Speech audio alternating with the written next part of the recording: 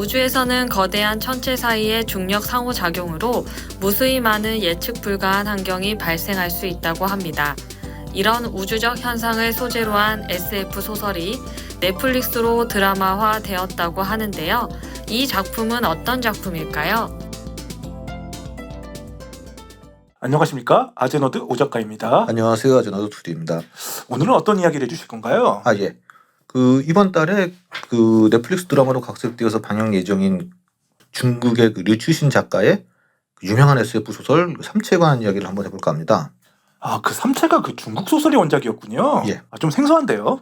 그렇죠. 일단 저희가 주로 접하는 SF물들 보면은 대부분이 사실은 이제 미국을 중심으로 한 영미 문화권 작품이고, 미국 아니더라도 유럽이나 또 일본이 SF 강국이거든요. 이런 쪽들이 많은데, 하지만 이 소설 삼체는 무려 SF의 노벨 문학상이라고 불리우는 휴고상 있지 않습니까? 저희도 여러 번 얘기했던. 유명하죠. 그렇습니다. 이 휴고상의 이 장편 소설 부분을 2015년에 수상할 정도로 인정을 받은 작품이에요. 아니 아시아에서 휴고상 장편 부분을 수상한 적이 있나요? 이 삼체를 쓴 류추신 작가가 이제 처음인 것으로 제가 알고 있습니다. 현재 듄으로 유명한 드니 발레브 감독이 메가톤을 잡은 2016년 SF 영화 얼라이벌, 한국 개봉 제목은 컨택트로 알고 있는데요. 그 영화 원작자 테드 창이 혹시 휴고상 받지 않았었나요? 예. 테드 창 굉장히 유명하죠. 영화에 나오는 테드 창 말고. 네. 예. 한국 영화에 나오는. 예. 이 테드 창은 사실 일단 대만계 미국인이에요. 미국인이군요. 예. 그리고 휴고상과 쌍벽을 이룬 또 하나의 유명한 SF상 네뷸러상을 포함해서 여러 상을 받은 건 맞는데 휴고상 장편 소설 부분은 받은 적이 없어요. 2002년에 지옥은 신의 부재라는 소설로 휴고상을 받기는 했는데 이거는 중단편 부분인 겁니다. 테드 창은 휴고상 중단편 부분에서 수상했었군요. 맞습니다. 중국은 SF의 근본이 되기도 하는 과학기술 분야는 충분히 발전한 나라입니다만 그래도 이런 창작물은 여러 민감한 제한도 좀 있고 특히 국수주의적인 면모가 강해서 여러 현실적인 문제는 많잖아요. 조금 편견을 가질 수밖에 없는데요. 예. 작가인 류추신이 논란을 일으킨 발언을 좀 한 적이 있어요. 그래서 아무래도 그런 우려가 드는 건 좀 사실이긴 하지만 의외로 이 소설은 이 중국의 정말 치부 중 하나라고 할 수 있는 문화 대혁명, 문화 대혁명이 이게 중요한 부분을 차지하고 굉장히 이제 부정적으로 묘사가 돼요. 그래요? 예. 당연히 이제 국수적인 부분이 없을 수는 없지만 그런 부분이 이제 소설 속에서 이렇게 크게 거슬릴 정도는 이제 개인적으로는 아니었습니다. 하긴 세계적인 권위의 상을 받을 정도니까 작가의 개인 취향과는 뭔가 좀 다르긴 할 것 같아요. 예. 게다가 이제 이 소설은 이게 2008년에 중국에서 이제 먼저 발간되었고 이게 2014년에 이제 미국에 출간되었는데 여기서 영어 번역을 맡은 이 켄 리우라는 이 유명한 중국계 미국인 SF 작가가 있습니다.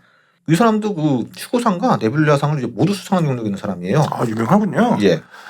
그럼 과연 얼마나 대단하길래 아시아 최초 휴고상 장편 부분을 수상했고 저런 유명한 SF 작가가 영어 번역까지 참가했으며 넷플릭스 오리지널 드라마까지 만들어졌는지 정말 궁금해지는데요. 예. 먼저 이제 이 소설 얘기 좀 해보자면은 이거는 이제 총 3부작으로 구성되어 있습니다. 3부작이요? 예. 그래서 이제 1부가 삼체 문제, 2부는 암흑의 숲, 그리고 3부는 사신의 영생으로 이어지고요. 이 3부작을 통틀어서 지구 왕사, 영어로는 Remembrance of Earth's Past라고 칭합니다. 지구의 과거의 기억, 이 정도로 해석 가능한 것 같은데요. 네, 맞습니다. 저 3부작을 합친 명칭이 약간 좀 스포일러기가 있긴 한데 아무튼 이 소설은 속편으로 갈수록 스케일이 좀 엄청 커져요. 그래서 오바마 전 미국 대통령이 이런 말 한 적이 있어요. 이 삼체를 읽을 때 이 작품 속의 스케일이 워낙 크다 보니까 이걸 읽으니까 그냥 백악관의 일장사가 사소하게 느껴질 정도였다고 이렇게 평을 했을 정도입니다. 얼마나 스케일이 크길래 대단하군요. 그렇습니다. 그럼 내용이 좀 궁금해지는데요. 간단한 스토리 소개 좀 부탁 좀 드리겠습니다. 지금부터는 스포일러가 많으니까 좀 주의 좀 해주시고요. 예. 이 소설은 이게 중국 문화대혁명 시기에 예원지혜라는 인물, 사실상의 주인공이라고 할 수 있는데 이게 홍위병에 의해서 이 여자의 아버지가 이제 처형되는 것으로 이제 목격을 하면서 시작이 돼요. 진짜 문화대혁명이 부정적으로 그려지네요. 그렇습니다. 그래서 인류의 잔인함에 이제 충격을 받은 이 여자가 인류의 이제 환멸을 느끼게 되고요. 몇 년 후 이 예원지혜는 우주에서 외계 신호를 모니터링하는, 즉 미국의 세티 프로젝트에 대응하는 중국의 홍안기지라는 1급 비밀 정보 프로젝트에 채용이 돼요. 그래서 이 예원지혜는 인류에 대한 이런 절망으로 인해 외계 문명이 이제 지구로 와서 이 지구를 점령하도록 이런 초대하는 메시지를 막 우주로 쏴보냅니다. 아, 인류의 배반자인데요. 그렇습니다. 얼마나 한이 맺혔으면 저러겠습니까? 그 이제 이야기가 다시 이제 현재 시점으로 와서 이제 과학자들이 뭐 1년에 그 이상한 죽음을 겪게 되고 이 미스테리를 풀기 위해 과학자이자 그 일부의 그 뭐 페이크 주인공이라고 할 수 있는 이 왕мя오라는 사람이 등장을 하는데요. 이 사람이 이제 이 사건을 조사하면서 알아낸 게 이제 죽은 과학자들이 겪었다는 게 있어요. 이게 뭐냐면은 눈에 이상한 카운트다운 같은 게 보이는 그런 괴현상을 겪게 됩니다. 아, 눈에 카운트다운이 보인다고요? 예. 숫자가 막 떨어지는 거죠. 그래서 그 와중에 이 세 개의 태양으로 인해 그 혼란스럽고 그 예측할 수 없는 환경, 즉 삼체 문제를 가진 행성을 시뮬레이션하는 가상현실 게임을 이제 조사하는 한 그룹에 참여를 하게 됩니다. 아, 그런 시뮬레이션 게임이 있군요. 가상현실로요. 예. 그래서 결국 이 왕мя오는 저 가상현실 게임과 그 비밀에 대해서 이제 점점 더 깊이 파고들면서 그 행성의 외계 문명과 접촉하려는 ETO라는 그 신비한 조직의 존재를 이제 포함해서 게임과 현실 세계 사이의 연관성을 이제 발견하게 되고 여기서 외계의 그 트라이솔라리스 즉 삼체 문명과 지구에 대한 이제 그들의 계획 그리고 그 임박한 외계 세력의 침략으로 인한 그 실존적 위협에 처한 그 인류의 대응에 대한 이제 막 폭로가 이어져요. 여기까지가 대략적인 삼체의 그 일부의 스토리라고 할 수 있습니다. 간단한 스토리 요약만으로도 그 많은 것들이 함축되어 있는 것 같긴 한데요. 그렇습니다. 그러니까 이 소설이 그 역사적 사건 또 물리학의 이제 삼체 문제와 같은 이런 과학적 개념 외계 문명과 인류의 미래에 대한 추측 이런 거를 다 함께 엮어내고 있거든요. 그 뭐 인간의 본성, 뭐 도덕성, 그리고 우주의 광대함, 그리고 뭐 저 진보된 외계 고체 문명과의 이런 접촉으로 인한 이런 여러 가지 잠재적 결과에 대한 여러 주제를 이제 탐구하는 내용이라고 할 수 있습니다. 말씀하신 많은 개념 중에 그 역시 이 소설의 제목인 물리학 용어이기도 한 삼체 문제가 핵심 같은데요. 예. 이 소설에서의 삼체 문제와 과학적 삼체 문제는 어떤 연관성이 있나요? 그러니까 이 소설에서도 이제 제목이기도 하고 이제 언급된 이 삼체 문제는 이게 이제 실제로는 이제 뭐 수학적, 물리학적 개념이지만 그 이야기 맥락에서 이제 은유적인 의미도 있습니다. 그러니까 실제 물리학의 삼체 문제를 이제 먼저 간단히 설명드리자면은 그러니까 이제 그 우주론에서 이 삼체 문제는 그러니까 세 개의 거대한 물체, 그러니까 뭐 별이라든지 뭐 행성 이러한 것들이 그 서로 중력적으로 상호작용하는 이런 특정 상황을 의미를 합니다. 상호작용이요? 예, 중력이 서로 상호작용을 하니까. 그러니까 이러한 천체 사이의 중력의 상호작용은 정확하고 예측하기 분석하기가 어려워요. 매우 복잡한 궤도 역학이기 때문에 그래서 이러한 것을 삼체의 문제라고 하는 겁니다. 이러다 보니 SF 작품들 중에서 이게 종종 그 뭐 태양 2개라든지 3개 나오는 이런 거 많이 나오지 않습니까? 스타워즈가 제일 기억에 남는데요. 그렇습니다. 2개 있는 거는 쌍성계, 예. 그 이상인 거는 뭐 다중성계라고 하는데, 그러니까 이런 천체에서는 굉장히 많은 그 예측 불가한 환경이 발생할 수 있어요. 생각해 보십시오. 뭐 해가 2개, 3개면은 이 공전이라든지 밤낮이라든지 얼마나 문제가 많겠습니까? 그 SF 영화 같은 데서는 그냥 평화롭게 그려지던데 뭐 그런 건 좀 다 거짓말인가요? 그렇죠. 그런 거 이제 영화적 허용인 거죠. 아, 이 소설 삼체에 등장하는 외계인도 바로 이제 이런 환경에 거주하고 있는 문명이에요. 그러니까 이 물리학에서 이 삼체 문제는 이거는 일반적인 일반 해를 구하는 것은 불가능하다는 것이 이미 19세기 말에 그 앙리 포앙칼에 의해서 그 입증이 될 정도로 정말 물리학에서 이제 굉장히 난해한 문제입니다. 아, 그렇군요. 그럼 소설에서는 이 삼체 문제가 또 어떤 의미로 은유되나요?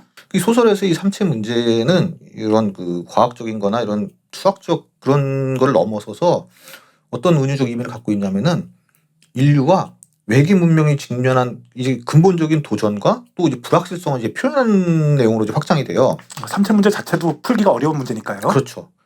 즉 인간이든 외계인이든 이제 다양한 문명 간의 이제 상호작용에 내재된 막 각종 투쟁이나 이런 갈등을 이 어려운 삼체 문제에 빗대고 있고요. 그러니까 이거는 지적 존재들이라 해도 이런 우주 규모에서의 그 행동 결과를 이제 이해하고 예측하는 것이 이제 쉽지 않다는 것을 그러한 것을 의미하는 것으로도 볼 수가 있습니다. 아, 그런 의미가 또 소설 내에 내포되어 있군요. 그렇습니다. 근데 아까 그 삼체 문제를 겪는 외계 문명이 소설에 등장한다고 하셨는데 그럼 이 외계인은 어떤 특성을 가지고 있나요?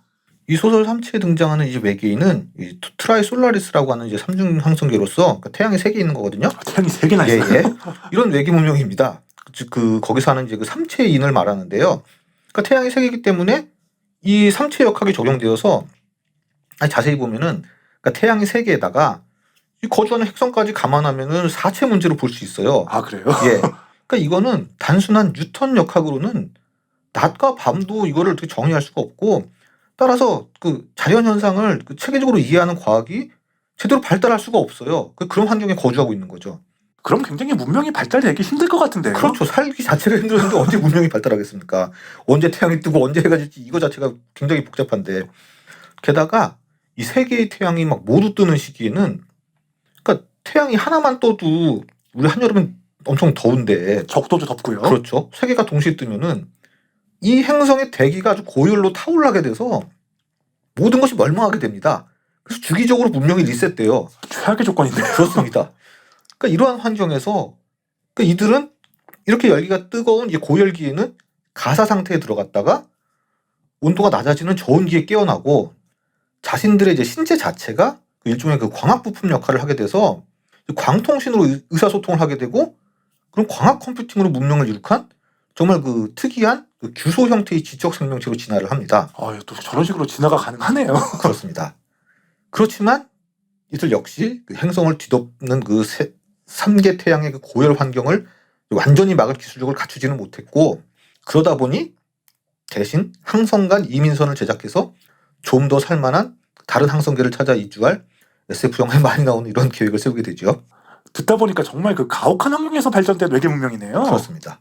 정말 그 우리 태양계는 그 축복받았다고 느껴지는데, 근데 우리 태양계는 정확히 몇 채예요? 그럼 태양이 하나라서 1채인가요? 아니면 2채인가요?